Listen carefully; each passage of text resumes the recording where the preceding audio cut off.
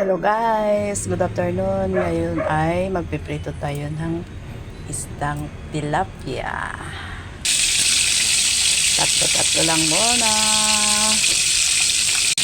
Ito ay isasahog natin sa gulay mamaya. Dahil magluluto ako ng gulay dininding, kumbaga. With matching kanta pa yan ha. Ating mga tampuhan ay alangganan. Ngayon naman habang tayo ay nagpiprito ay maghuhugas tayo ng pinggan. Ayan ang huhugasan kong pinggan.